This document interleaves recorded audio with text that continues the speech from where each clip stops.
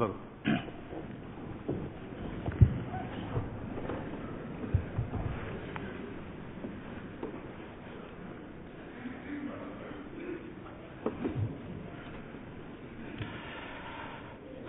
السادة الأعضاء،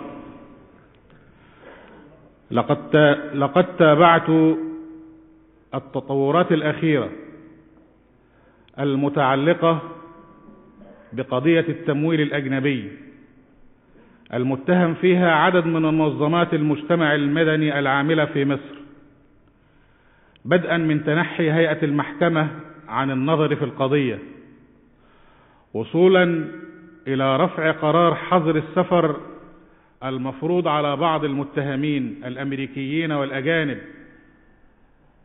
والسماح لهم بمغادرة مطار القاهرة أثناء نظر القضية. وحول هذه التطورات أود التأكيد على الأمور التالية: 1. إن الحفاظ على سلامة الوطن وأمنه الحفاظ على سلامة الوطن وأمنه الداخلي يمثل أولوية قصوى وهدف أسمى لا يمكن بأي حال من الأحوال، ولا يمكن القبول بأي نوع من أنواع التدخل الأجنبي في الشؤون الداخلية المصرية أي مبرر، أو المساس بسلامة واستقلال القرار المصري في جميع الشؤون الداخلية والخارجية.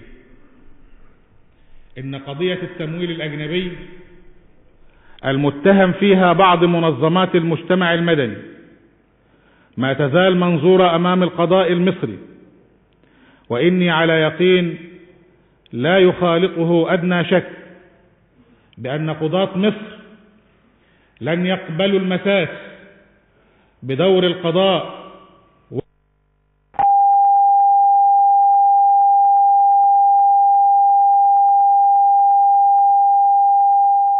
على أن هذه القضية لا يمكن إنهاؤها بقرار سياسي تحت أي ظرف من الظروف، ولا بد أن تكون كلمة الفصل النهائية والأخيرة فيها للقضاء المصري وليس لأي جهة أخرى مهما كانت. 3. إن التطورات الأخيرة التي شهدتها هذه القضية تثير العديد من علامات الاستفهام وتترك أسئلة كثيرة بلا إجابات في أوساط الرأي العام المصري، من قبيل: على أي أساس صدر قرار رفع الحظر المفروض على سفر المتهمين في القضية قبل صدور حكم نهائي فيها؟ وكيف يمكن تفسير وصول الطائرة الأمريكية الخاصة لنقل المتهمين قبل صدور قرار رفع حظر السفر عنهم وبدون إذن مسبق من السلطات المختصة؟ ما هي الملابسات الخاصة بتنحي هيئة المحكمة عن النظر في القضية، خاصة في ضوء تصريحات المستشار محمد محمود شكري لوسائل الإعلام، والتي لم ينفي فيها تعرضه لضغوط لإلغاء حظر سفر المتهمين الأجانب؟ ولماذا لم يتم إجراء تحقيق عادل في واقعة التنحي وكشف الملابسات المتعلقة بها، خاصة في ضوء اللغط الكبير الذي أثير بشأنها؟ إن مثل هذه التساؤلات ولدت شكوكا قوية لدى أوساط الرأي العام في شبهة تدخل وضغوط مورست أثناء النظر في القضية، وهو ما لا يمكن القبول به.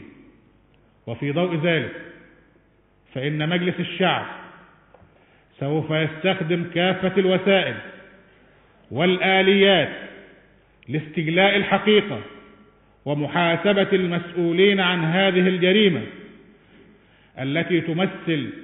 التي مثلت تدخلا سافرا في شؤون القضاء المصري.